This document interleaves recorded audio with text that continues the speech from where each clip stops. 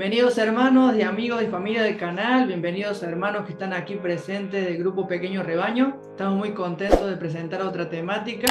Como han visto en la miniatura, es una continuación de Juan 8, pasamos a Juan 9 y ahora vamos a descubrir unas cosas maravillosas e interesantes de este estudio, de este pequeño mensaje, ¿no? Un pequeño muy grande. Pero bueno, vamos a comenzar entonces dando una introducción.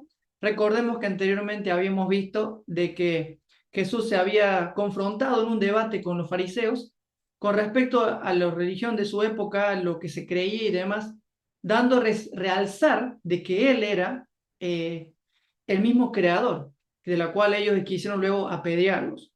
Entonces vamos a ir ahora, si me quieren acompañar en sus Biblias, los que están aquí en directo, vamos a ir a Juan capítulo 9.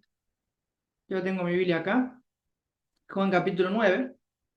Y antes vamos a hacer una pequeñita oración como siempre hacemos.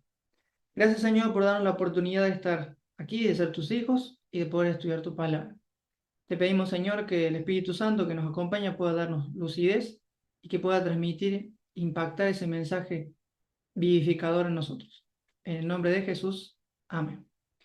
Como hemos visto en el título de la miniatura, la pregunta es: ¿Jesús trabajó en sábado? Piénsenlo ustedes. En la cultura, en la religión judía, que para ellos era trabajar. No sé si ustedes sabían, pero el hecho de hacer barro en la cultura de la religión judía era trabajar, era hacer un esfuerzo. Pero bueno, yendo de plano, vamos entonces, este sermón se titula Cuando Jesús se encuentra con un ciego, viola el sábado para dar descanso. Vamos a comenzar leyendo capítulo 9, versículo 1. Mientras caminaba Jesús, vio un hombre que era ciego de nacimiento. Sus discípulos le preguntaron: Rabí, ¿por qué nació ciego este hombre? ¿Fue por sus propios pecados o por los de sus padres? Interesante pregunta que hacen los discípulos. ¿Qué fue lo que ellos estaban pensando? ¿Por qué ellos llegaron a esa pregunta? ¿De dónde sacaron de que una persona que era desobediente a Dios, sus hijos nacían ciegos o nacían enfermos? ¿De dónde sacaron toda esta maldición? Bueno, para eso tenemos que ir a la Torá, tenemos que ir a lo que son los orígenes, digamos, de la tradición hebrea, ¿no es cierto? Y esta tradición nos habla acerca de un Dios que se le apareció a Moisés. Pero bueno, en fin, lo he leído acá en Números 14 y 18, para que lo entiendan. ¿Por qué razón dice que Dios es tardo para la ira y grande en misericordia y bondad, que perdona la iniquidad o todos los pecados? Pero en la segunda parte del verso nos dice: pero de ningún modo dará por inocente al culpable. Seguramente los discípulos de Jesús leyeron eso. Pero ¿qué más leyeron los discípulos de Jesús? Y eso sí quiero mostrarles. Por ahí, si no entendieron, va a estar acá en un costado el versículo completo que leí de Números 14 y 18 para que lo puedan leer luego ustedes, si es que no entendieron cuando lo estuve leyendo por la equivocación de la referencia más que nada. Pero en fin, porque en Deuteronomio 28 nos dice el Dios de las bendiciones y de las maldiciones. Y vamos a leer entonces ahora Deuteronomio capítulo 28. Deuteronomio capítulo 28, versículo 27. Versículo 27. Pero voy a leer rapidito desde el 1 al 27. Es medio largo, pero lo voy a leer rápido como para que se vaya entendiendo el contexto. Dice el versículo 15: pero si te niegas a escuchar la voz del Señor, o Jehová tu Dios, y no obedeces los mandamientos y los decretos que te entregó, aquí equivalen los 613 leyes, junto con los 10 mandamientos incluidos, y los decretos que te entregué hoy, caerán sobre ti las siguientes maldiciones y te abrumarán. Tus ciudades y tus campos serán malditos. Tus canastas y tus panes serán malditas. Tus hijos y tus cosechas serán malditos. Las crías de tus rebaños y manadas serán malditas. Vayas donde vayas y en todo lo que hagas serás maldito. Qué miedo. El propio Señor te enviará maldiciones desorden y frustración en todo lo que hagas, hasta que por fin quedes totalmente destruido, por hacer lo malo y por abandonarme. El Señor te afligirá con enfermedades hasta acabar contigo en la tierra donde estás a punto de entrar y vas a poseer. El Señor te castigará con enfermedades degenerativas, con fiebre e inflamaciones, con calor abrasador y con sequías y pestes en los cultivos. Esas calamidades te perseguirán hasta la muerte. Arriba de los cielos se pondrán rígidos como el bronce y abajo la tierra se volverá dura como la tierra. El Señor convertirá en polvo la lluvia que riega tu tierra, y el polvo caerá del cielo hasta que quedes destruido. El Señor hará a tus enemigos que te derroten. Tú saldrás a atacarlos de una sola dirección, pero te dispersarás por siete. Serás un objeto de horror para todos los reinos de esta tierra. Tus cadáveres serán alimento para las aves carroñeras y los animales salvajes, y no habrá nadie allí para espantarlos. Versículo 27, que lo quería mencionar.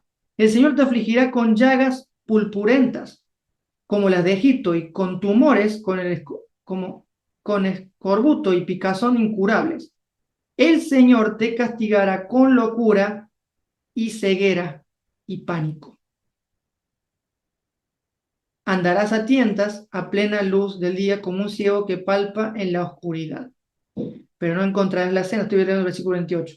La senda te oprimirán y te asaltarán constantemente, nadie vendrá en tu ayuda.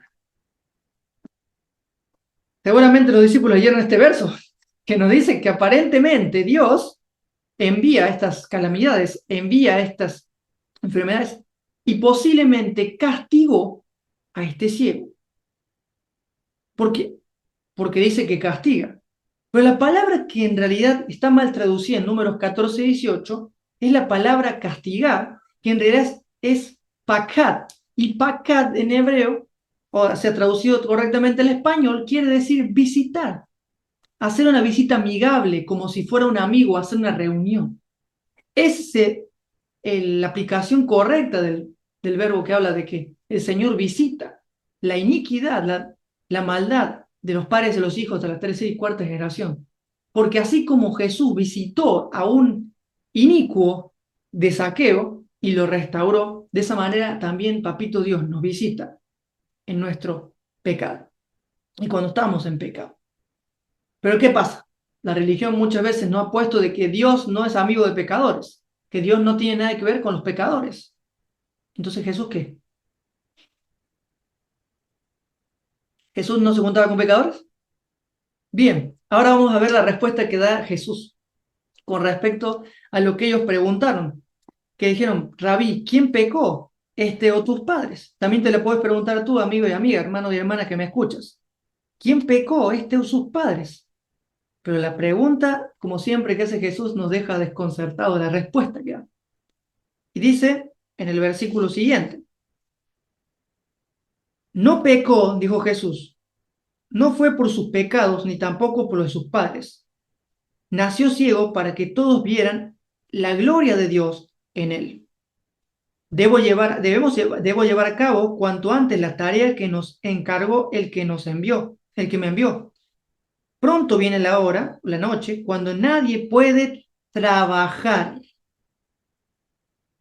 Le podemos notar un detalle interesante, que por qué razón dice Jesús que nadie puede trabajar. ¿Trabajar en qué sentido? Bueno, entonces cuando nosotros leemos este texto nos damos cuenta que hay una distorsión en Deuteronomio y Números del carácter de Dios. Y la pregunta es, ¿por qué antes no leíamos esto así? ¿Por qué antes no lo veíamos así? ¿Por qué antes no lo interpretábamos así? ¿Quieren saber la respuesta antes de avanzar con el relato de la historia? Acompáñenme ahora a 2 de Corintios 3, 7 al 16. Y vamos a aprender algunas palabras griegas hoy que en el español no son lo mismo. Y nos vamos a sorprender con lo que descubramos. 2 de Corintios 3, 7 al 16. La gloria del nuevo pacto, dice en esta versión. El ministerio antiguo, con leyes grabadas en piedra, conducía a la muerte. aunque comenzó con tanta gloria que el pueblo de Israel no podía mirar la cara de Moisés, pues su rostro brillaba con la gloria de Dios, aun cuando el brillo ya estaba por desvanecerse. ¿No deberíamos esperar mayor gloria dentro del nuevo pacto, del nuevo ministerio, ahora que el Espíritu Santo nos da vida? Si el antiguo pacto que traía condenación era glorioso, ¿cuánto más glorioso es el nuevo pacto que nos hace justos ante Dios? No era para nada gloriosa comparada con la gloria sobreabundante del nuevo pacto. Así que si el antiguo camino que ha sido reemplazado, escucha la palabra, reemplazado, reemplazado es que fue caducó el otro, reemplazado, era glorioso, ¿cuánto más glorioso es el nuevo que permanece para siempre? ¿Por qué razón está diciendo esto? ¿Por qué razón está diciendo esto? Mira lo que dice el siguiente versículo. Ya que este nuevo pacto nos da tal confianza, podemos ser muy valientes. No somos como Moisés, quien se cubría la cara con un velo, se cubría la cara con un velo, cubría la cara con un velo. ¿Por qué con un velo? Ya van a ver por qué. No somos como Moisés, que se cubría la cara con un velo, para que el pueblo de Israel no pudiera ver la gloria, aun cuando ésta estaba a punto de desvanecerse. Pero la mente de ellos se endureció. La palabra endureció dice algo muy interesante en el griego. La palabra, primero quiero decir lo siguiente. La mente, en realidad la traducción correcta es el intelecto, la mente. Y la palabra intelecto en griego es noema y quiere decir intelecto, percepción, comprensión. ¿Ya? Cuando veamos acá el texto vamos a leer, en vez de mente vamos a decir el intelecto, la percepción de ellos, lo que ellos no podían percibir. ¿Qué trajo eso? Y vamos a ver quién causó ese adormecimiento mental, adormecimiento de pensamiento. Bueno, sigamos avanzando. Ya sabemos que esa palabra es noema. Noema. Entonces, la percepción de ellos se endureció. Y la palabra endurecer o endureció es poreo. Poreo quiere decir específicamente estos tres significados. Petrificar, endurecer y en sensibilizar. Esto nos dice que este pueblo se endureció su manera de percibir cuando alguien sufre, cuando alguien tiene algún problema o cuando alguien está sufriendo. ¿Pero por qué? Sigamos leyendo. Cuando nosotros vemos este endurecimiento, Pablo dice lo siguiente. Hasta el día de hoy, cada vez que leen el Antiguo Testamento, el mismo velo les cubre la percepción o el intelecto para que no puedan entender la verdad, para que no puedan entender la realidad, quiere decir. Solamente se centren en las sombras, en los símbolos, en el tipo, no en el antitipo. Este velo puede quitarse solamente al creer en Cristo. Efectivamente, incluso hoy en día, cuando leen los escritos de Moisés, un velo les cubre el corazón y no pueden comprender. O sea que un velo les cubre el corazón y no pueden comprender. ¿Qué no pueden comprender? Y vamos a entonces al capítulo 4, versículo 4. Y ya vamos a responder esta siguiente pregunta. ¿Quién le ha puesto este velo a la humanidad y lo sigue haciendo con las religiones? Mira, 2 Corintios 4:4 dice, Satanás, quien es el Dios de este mundo, ha cegado la mente de los que no creen, los que no perciben la verdad, los que no perciben la gloriosa manifestación del carácter de Dios, los que rechazaron y quisieron apedrear a la gloria de Dios, hecho un ser humano. ¿Y qué pasa? Son incapaces de ver la gloriosa luz del Evangelio. No entienden este mensaje acerca de la gloria de Cristo, quien es la imagen perfecta de Dios. A mí me enseñaron que este texto tiene que interpretarse de la manera de que es los ateos, los agnósticos y los pecadores son este grupo de los que no creen. Pero cuando vamos al contexto de toda la carta de Corintios, leemos Gálatas, nos daremos cuenta que Pablo siempre estaba denunciando a los judaizantes, a los fariseos, como él era antes, a todo ese grupo de personas. No era a los ateos o a los incrédulos, sino era a los que son discípulos de Moisés, discípulos de una determinada religión. Y me estaba diciendo seguramente recién, pero tú estabas diciendo ahora que nos vas a decir, vas a expresar por qué se endureció el corazón. Bien, acompáñame a 15, 1 Corintios 15, versículos 54 y 56. 1 Corintios 15, 54 al 56. Dice así. Dice, entonces cuando nuestros cuerpos mortales hayan sido transformados en cuerpos que nunca morirán, o sea que en cuerpos que nunca morirán, o sea que seremos inmortales, ¿qué pasará? Se cumplirá lo siguiente dicho en la Escritura. La muerte es devorada en victoria. Oh muerte, ¿dónde está tu victoria? Oh sepulcro, ¿dónde está tu aguijón? La palabra aguijón, que se pone aquí, debe ser traducida del griego kentron. La palabra aguijón en griego es kentron. Y kentron significa veneno. Sí, veneno. ¿Y quién implantó en nuestra mente ese veneno que vamos a ver ahora a continuación? Miren lo que dice el siguiente verso.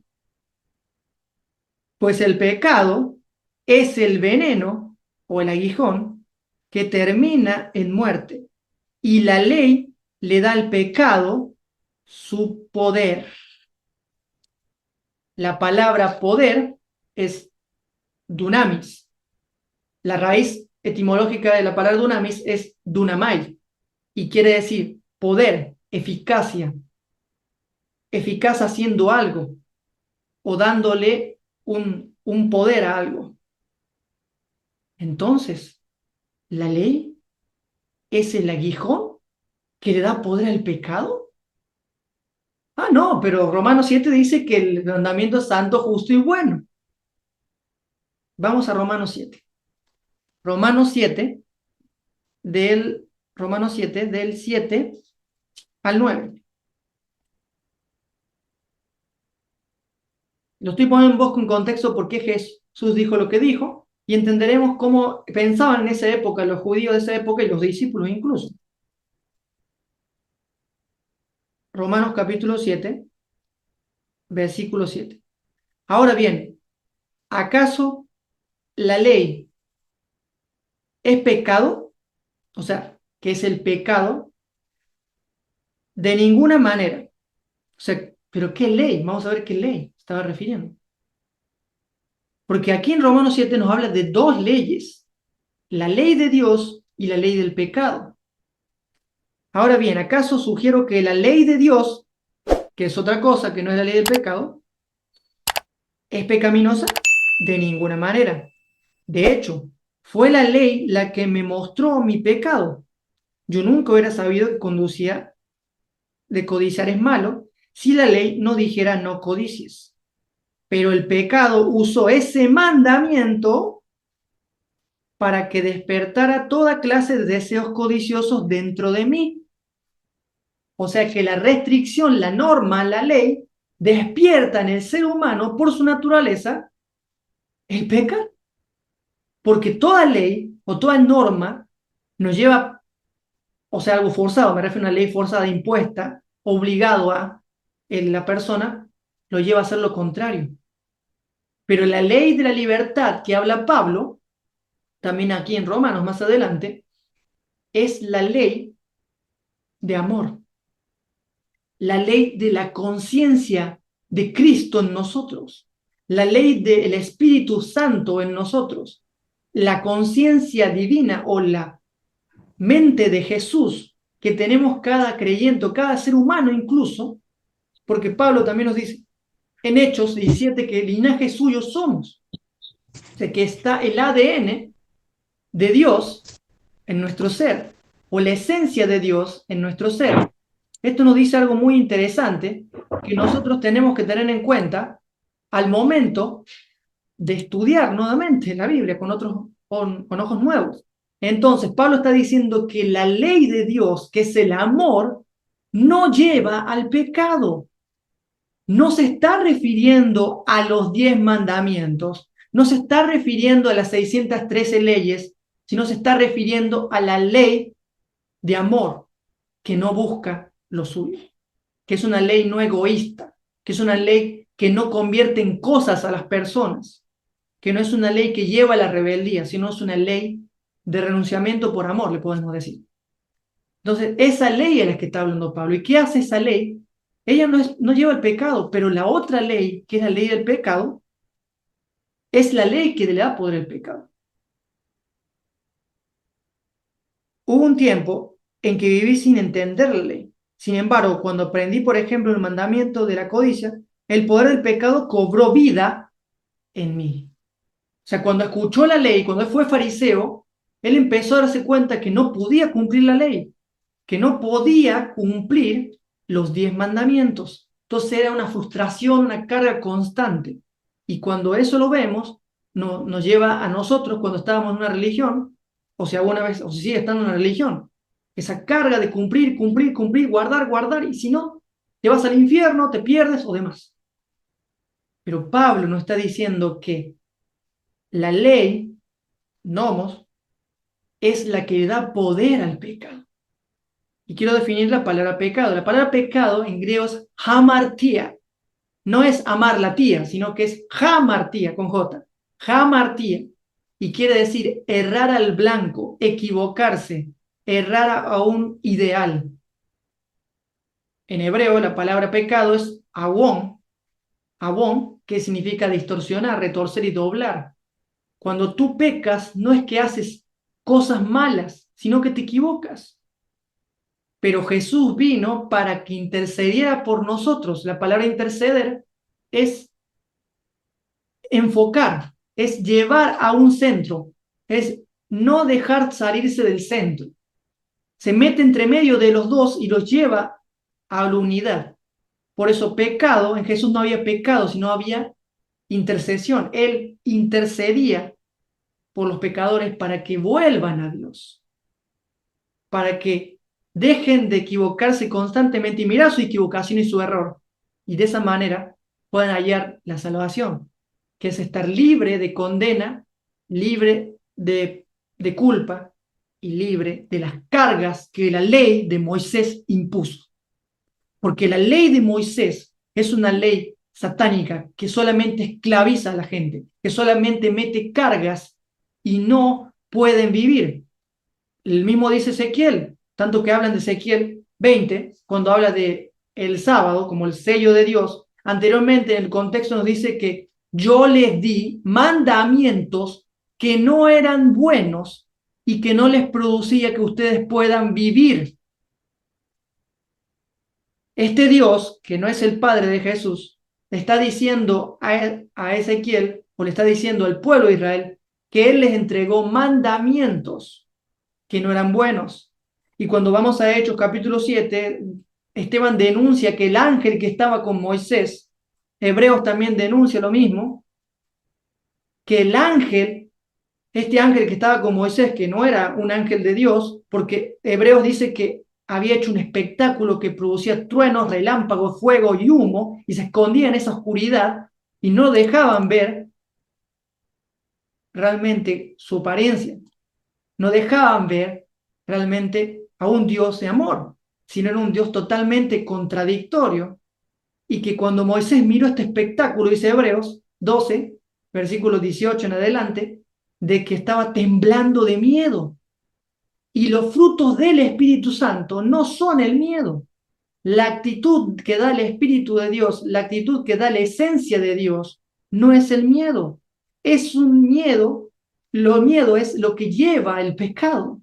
Lo que nos da el pecado es el miedo. Lo primero que experimenta la humanidad cuando entra en pecado es el miedo, porque la humanidad al principio tuvo miedo de ver a Dios. Moisés en la zarza tenía miedo de ver a Dios, porque el pecado es el que le da, la ley de Moisés que le da poder al pecado. Pablo, desde que conoció a Cristo, desde que siguió a Jesucristo, dejó de defender la ley, dejó de defender la Torá, empezó a interpretar la Torá como Jesús la vino a interpretar.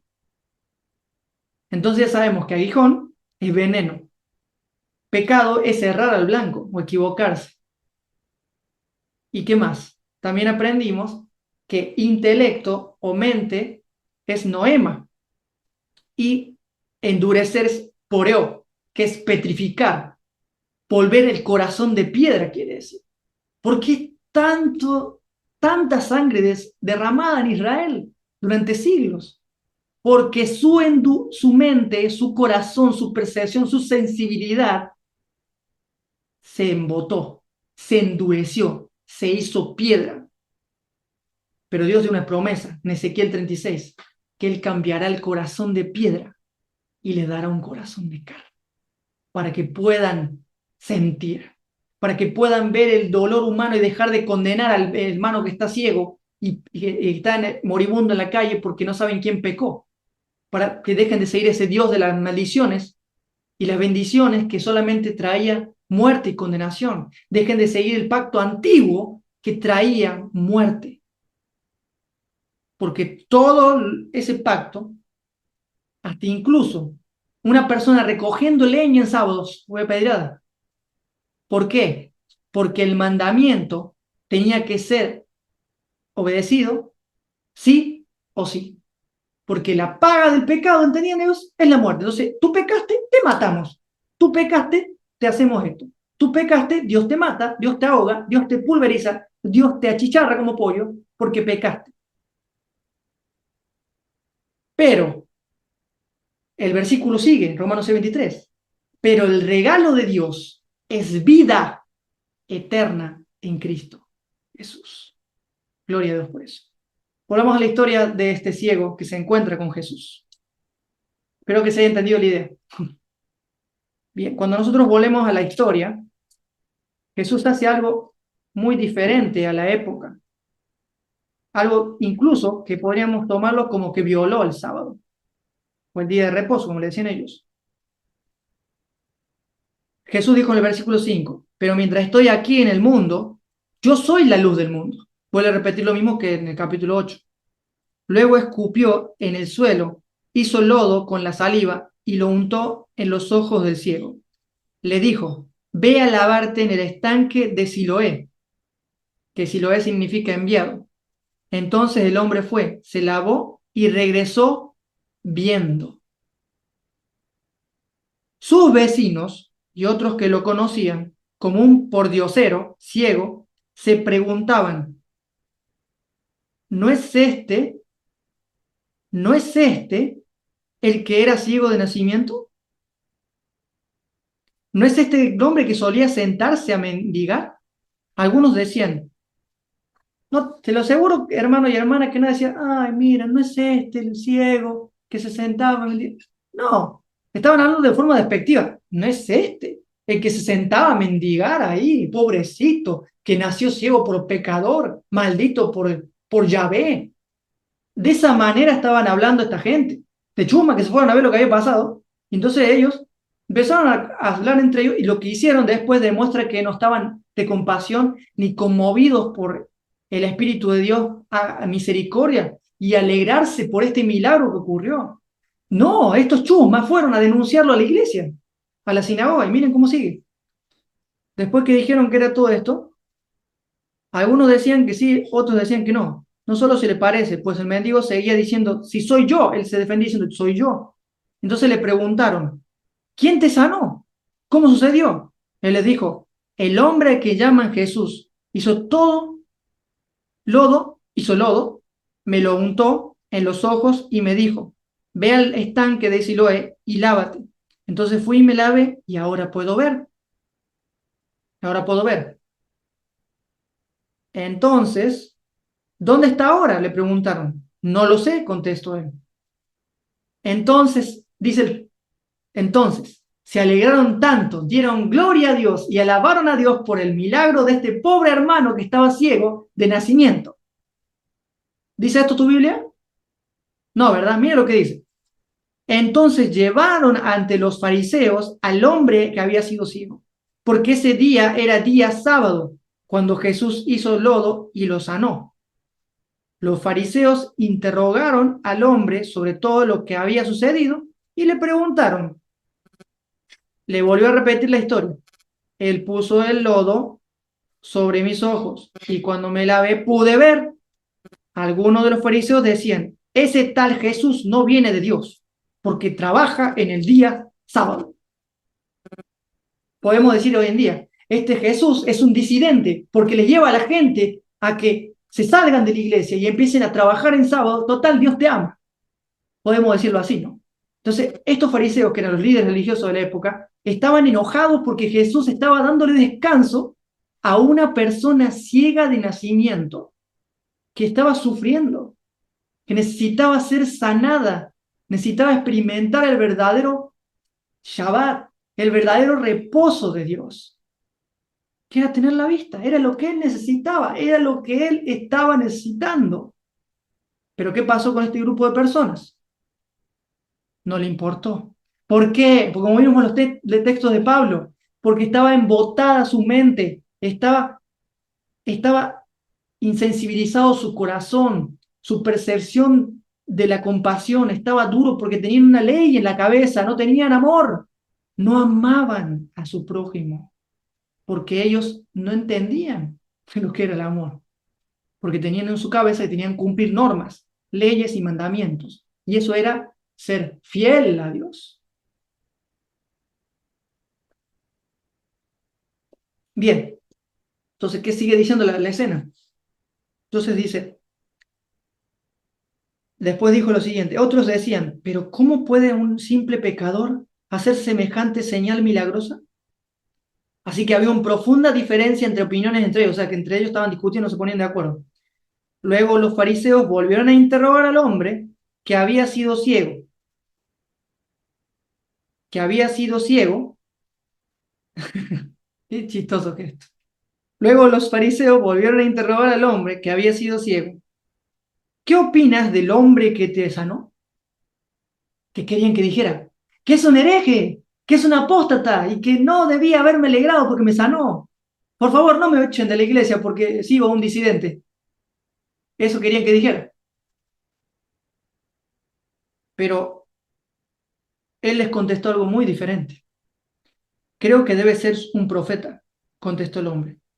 Aún así, los líderes religiosos se negaron a creer que el hombre había sido ciego y ahora podía ver. Así que llamaron a sus padres y le dijeron, ¿este es su hijo? Les preguntaron, ¿es verdad que nació ciego?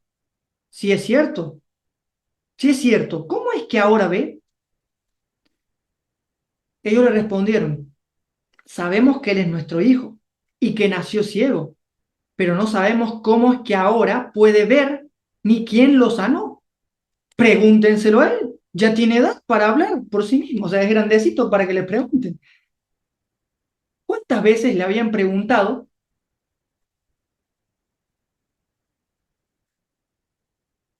Perdón. ¿Cuántas veces le habían preguntado al ciego? Ya creo que 3 veces le han preguntado al ciego ya. Es que eran tan duros, tercos, que no podían percibir lo que estaban viendo.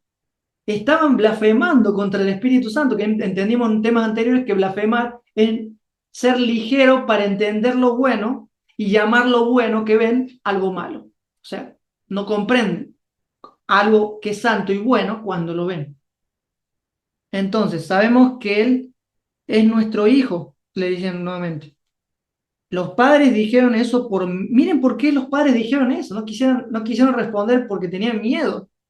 Los padres dijeron eso porque tenían miedo de los líderes judíos, quienes habían anunciado que cualquiera que dijera que Jesús era el Mesías sería expulsado de la sinagoga, sería expulsado de la iglesia.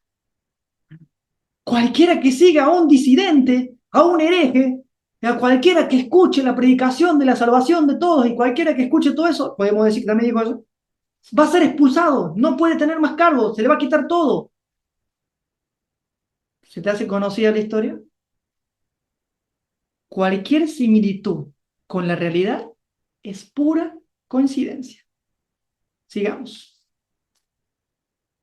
para que lo pienses. Entonces dijeron lo siguiente. Por eso dijeron, ya tiene edad suficiente, entonces pregúntenle a él. Por segunda vez llamaron al hombre que había sido ciego y le dijeron, es Dios quien debería recibir la gloria por lo que ha pasado, porque sabemos que ese hombre Jesús es un pecador. O sea, no puede ser un profeta, o sea, no puede ser el Hijo de Dios, o sea, no puede ser el Mesías, porque Dios no va a enviar un pecador a enseñarnos acerca de lecciones prácticas de amor.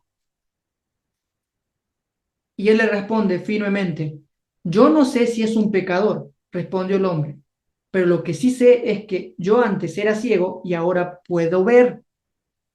¿Pero qué fue lo que hizo? Le preguntaron. ¿Cómo te sanó? Le siguieron preguntando. Yo creo que estaban medio ya desesperados. Miren, exclamó el hombre, ya les dije una vez, ¿acaso no me escuchan? ¿Para qué quieren oírme de nuevo? ¿Ustedes también quieren ser sus discípulos? Y seguramente ellos cuando le dijeron eso dijeron, "Ah, discípulo de él eres tú, nosotros somos discípulos de Moisés". Seguramente reaccionaron así, porque dice que lo insultaron. No dice el insulto que le dijeron. Le podrían haber dicho hereje o blasfemo. Y le dijeron, discípulo de este hereje serás tú, pero nosotros somos discípulos de Moisés. Y se agarraban la corbata así. No había corbata, pero entienden un poco de humor le ponemos. Entonces, ¿qué pasó? Somos discípulos de Moisés. Sabemos que Dios le habló a Moisés, pero no sabemos ni siquiera de dónde proviene este hombre, hablando despectivamente de Jesús, diciendo nuevamente que es hijo de prostitución o que no tiene un padre biológico, sino que no sabe quién es. De nuevo, denigrando la dignidad de Jesús, como siempre hacen. Y siempre hacen también algunos religiosos con algunas personas que le dicen, pecado tiene por eso. Quizás el diablo está enseñando eso, por eso prediqué eso. Ay, cuidado, no me quiero acercar a ti porque el diablo te está engañando. No quiero ser tu amigo porque estás siendo seducido por el diablo, no me hables más. Si le ha pasado eso, pueden saber de qué estoy hablando. Tú eres su discípulo, replicaron ellos, pero nosotros somos discípulos de Moisés. Y entonces el ciego le responde, ¿qué cosa tan extraña? Respondió el hombre, a mí me sano los ojos y ustedes ni siquiera saben de dónde proviene. Sabemos que Dios no escucha a los pecadores, pero está dispuesto a escuchar a los que lo adoran y hacen su voluntad. Desde el principio del mundo nadie ha podido abrir los ojos de un ciego de nacimiento. Si este hombre no viniera de Dios, no habría podido hacerlo. Tú naciste pecador hasta la médula, le respondieron. ¿Acaso tratas de enseñarnos a nosotros? ¿Acaso tratas de enseñarnos a nosotros que somos religiosos, que solamente actuamos? ¿Acaso nos dices que nosotros no tenemos amor si no tenemos ley en la cabeza? ¿Acaso quieres cuestionar las normas de la iglesia que se impusieron desde hace 100 años por la enseñanza de este carpintero ignorante que ni siquiera estudió teología? Nosotros como estudiado doctorados, PhD, científico, ciencia cuántica, todo, y nos vienen a cuestionar a nosotros. El siguiente título de mi Biblia dice ceguera espiritual. Cuando Jesús supo lo que había pasado, se pasa la escena donde el momento de Jesús. Cuando Jesús supo lo que había pasado, encontró al hombre y le preguntó, ¿crees en el Hijo de Dios? Y él le respondió, ¿quién es, Señor, para que lo conozca y pueda creer en él? Ya lo has visto. Pero ¿saben qué detalle muy importante me salté? Y es lo importante, perdón. Cuando le dijeron que nos quieres enseñar a nosotros, que somos doctores en teología, ¿qué pasó con el ciego? Y lo echaron de la iglesia. Lo botaron de la iglesia. Lo expulsaron de la iglesia en sábado, en Shabbat. Ah, no, pero ellos se captaban como que eran los seguidores de Dios, que estaban cubiertos con la protección divina y que eran los mensajeros del evangelio de Dios y que ellos eran los 144.000 y que ellos amaban al prójimo como ellos mismos. ¿Y qué demostraron en la práctica? Todo lo contrario. Lo expulsaron de la sinagoga, lo botaron de la iglesia, lo borraron de la membresía. Seguramente este hombre, un poco miedoso, estaba triste. Y ahí viene el encuentro con Jesús. Porque cuando a ti te botan de tu iglesia por no creer o pensar como ellos, cuando a ti te tratan de blasfemo, hereje, o te persiguen, te dicen que te vas a ir al infierno, que te vas a... No creas todas esas amenazas. No creas todas esas mentiras. Porque en ese momento Jesús va a tu encuentro y te pregunta lo que acabo de leer. ¿Crees en el Hijo de Dios? ¿O crees que yo soy el Mesías prometido? Jesús va a tu encuentro cuando te botan de tu iglesia. Jesús va a tu encuentro cuando te denuncia como apóstata, hereje y disidente. Y se queda contigo a tu lado. Y te pregunta, ¿crees en mí? ¿Crees que soy el Hijo de Dios? Tú puedes responder un poco dudoso. No sé, estoy confundido, no lo sé. Es que yo estaba mucho tiempo en la iglesia, me enseñaron a mí a guardar el sábado, a guardar los mandamientos, creíamos que éramos el pueblo especial, y ahora me votaron. ¿Qué voy a hacer ahora? Yo estoy maldito, me van a caer las plagas. No sé qué hacer, Señor, estoy perdido. Jesús viene y te dice, no estás perdido, porque estás conmigo. No estás perdido, porque has sido encontrado. El pastor te salió a buscar y te encontró. Cuando la religión te bota, Jesús te abraza. Cuando la religión te ataca, Jesús te mima. Y cuando la religión te trata de apóstata de hereje, Jesús te dice, bienaventurado, a ti te pertenece el reino de los cielos. No creas las mentiras que te dice un pastor, un cura, un sacerdote, que ya no eres parte del redil de Dios, porque has dejado de creer las doctrinas fundamentales o porque ya no eres parte de esta congregación. La iglesia eres tú y soy yo, no un edificio, no una institución de piedra, de mármol, de ladrillo. Esa es la realidad. El Shabbat es Jesús, porque Él dijo de sí mismo que Él dará descanso a los que están trabajados y cargados. En Hebreos 4, Pablo dice de que iba a venir un reposo para el pueblo de Dios, y el día es hoy. El Shabbat no es un día, el Shabbat es una experiencia con Dios, con Cristo. Es dar descanso al que está afligido. No es agarrar tu Biblia bajo el brazo, ponerte una corbata, un traje e irte a un edificio una vez por semana. Eso no es guardar el sábado. Guardar el Shabbat es ser libre de condenación y culpa y dar descanso de alguna manera, un mensaje, una palabra, visitar a alguien, dar descanso, dar una buena noticia. Por eso Jesús sí trabajó en sábado. Jesús trabajó en sábado para que otros descansen. Jesús hizo tierra, lodo, que eso era trabajo que hacían los alfareros, era trabajo, violó el sábado para dar descanso, para demostrar y enseñar la realidad de las sombras. que el sábado es Él, no un día, no un sello de una denominación, sino Él mismo. Jesús es el sábado, el verdadero reposo de Dios.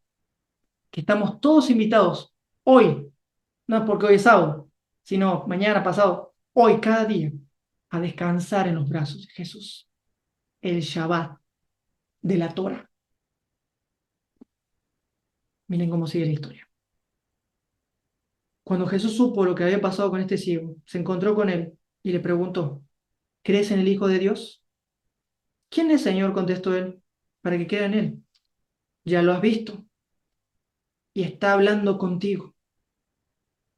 Sí, Señor, creo, dijo el hombre, y adoró a Jesús. Y dijo Jesús, yo entré en este mundo para hacer juicio, para dar vista a los ciegos y para demostrar a los que se creen que ven que en realidad son ciegos. La Odisea, porque dices, soy rico y me he enriquecido y de ninguna cosa tengo necesidad. Pero en realidad dice Jesús, eres pobre, ciego y que no tienes valía. Necesitas ciertas capas de religiosidad, de moralidad para sentirte amado por mí o aceptado por la sociedad.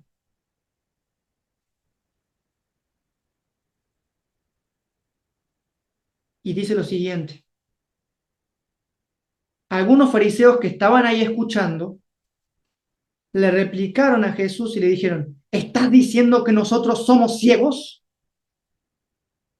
Si fueran ciegos, no serían culpables, contestó Jesús, pero siguen siendo culpables porque afirman que pueden ver. ¿Cuántos de nosotros estábamos ciegos, creyendo de que podíamos ver? ¿Cuántos de nosotros la ley y los mandamientos nos endurecieron el corazón y la percepción de ser humanos por guardar una ley? ¿Cuántos de nosotros perdimos nuestro trabajo por dejar de trabajar en sábado? ¿Cuántos de nosotros tuvimos que luchar a fin de mes para darle de comer a nuestra familia, a nuestros hijos, por ser fieles al sábado, a Dios, el Dios del sábado?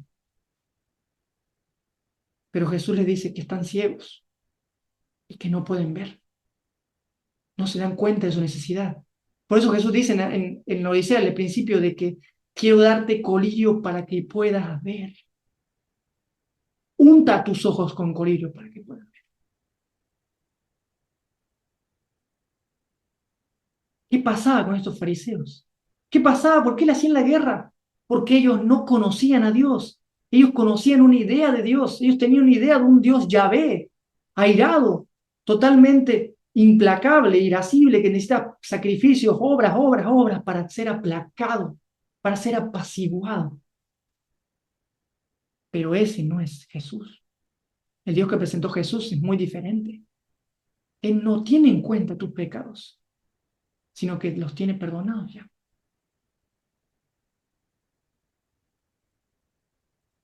Tenían ese velo, por eso no podían ver, no podían ver.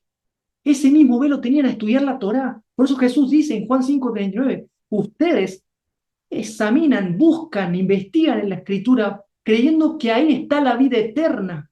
Ustedes buscan en la Biblia creyendo que acá está la vida eterna, que las páginas de este libro te dan vida eterna, que la letra de este libro te da vida eterna. Pero ellas son las que dan testimonio de mí. Y ustedes no quieren venir a mí para que tengan vida, para que tengan esa vida. ¿Cómo se quita el velo, amigos y hermanos? El velo es quitado solamente al creer en Cristo. Y todo aquel que se vuelve, cuando todo aquel se vuelve al Señor, el velo es quitado. Y donde está el Espíritu del Señor, allí hay libertad. Porque el Señor mismo es el Espíritu. Porque el Ruaj, la esencia divina, es el Señor. Es Jesús, que nos quita el velo de la ley, de los mandamientos, de la ley mosaica, que derriba toda doctrina de hombre y nos da la realidad. ¿Y cómo? ¿Dónde fundamento todo esto? Que dirán. Bueno, vamos a Mateo 5, versículos 11 y 12 y 17. Con esto quiero terminar. Mateo 5, versículos 11 y 12. El sermón de la montaña. Primero les voy a dar un mensaje a aquellos que han sido perseguidos, tratados de apóstatas, herejes, blasfemos, hijos del diablo y todo lo demás. Porque ya no van a una iglesia, porque ya no guardan el sábado, no hacen eso. O porque creen en un Jesús diferente que le presentó la religión. Y para ustedes, queridos hermanos, y para mí, y para nosotros, es este mensaje de Jesús. Bienaventurados ustedes cuando la gente les hace burla y los persigue y miente acerca de ustedes diciendo toda clase de mentiras y calumnias.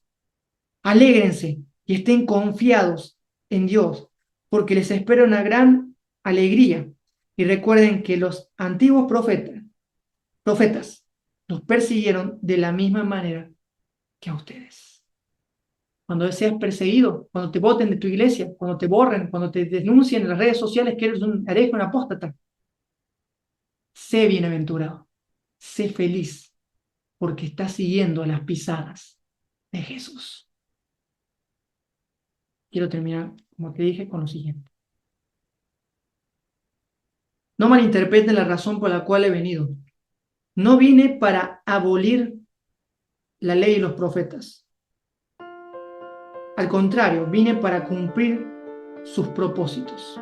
Bueno, esta traducción es un poco más clara, pero en realidad la palabra que usa Jesús para abrogar, la palabra que tiene que decirse es, Él vino no para destruir toda la evidencia de lo que se escribió en la Torá, sino para darle un sentido. La palabra cumplir, que dice Jesús, es pleró.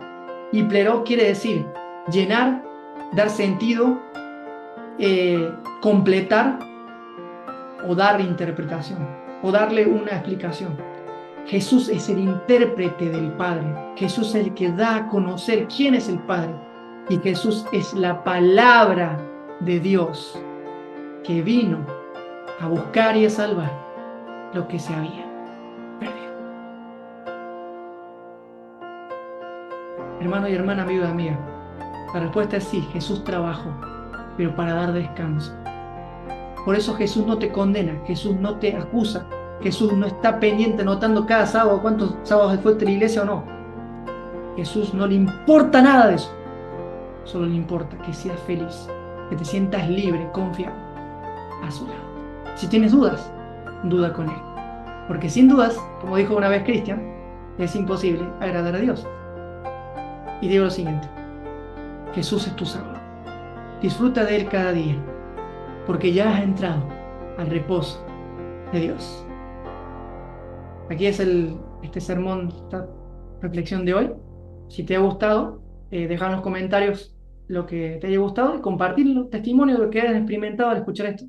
También comparte este mensaje con algunos de tus familiares o amigos y también no te olvides de poder suscribirte para poder escuchar más contenido como este, y si realmente tienes alguna pregunta también lo dejas en los comentarios. Bueno, ahora voy a dejar después abrir los micrófonos para poder los que están aquí en directo para hacer comentarios, pero primero vamos a orar. Gracias, Papito Dios, por darnos a Jesús, tu verdadero reposo. Gracias porque Él nos enseñó la realidad de las sombras sobre el sábado. Y gracias porque así como este ciego, muchas personas hemos estado ciegas, pero ahora podemos ver, porque Él es la luz del mundo que vino a alumbrar a toda la humanidad. Dios, quédate con cada persona que escucha esta presentación y también a aquellos hermanos que quizás pueden ofenderse o quizás molestarse, que tú los consueles, Señor, y tú les vayas explicando lo que no se entendió. Para nombre y gloria de tu honra, Señor, y gloria de tu nombre, quiero dejarte en tus manos a cada persona que está aquí en directo y los que van a escuchar por diferido. Gracias, mi Dios, en el nombre de Jesús. Amén. Muy bien, queridos amigos y hermanos del canal, nos vemos en la siguiente ocasión para seguir estudiando juntos a la luz de Jesucristo. Muchas bendiciones para todos. Chao.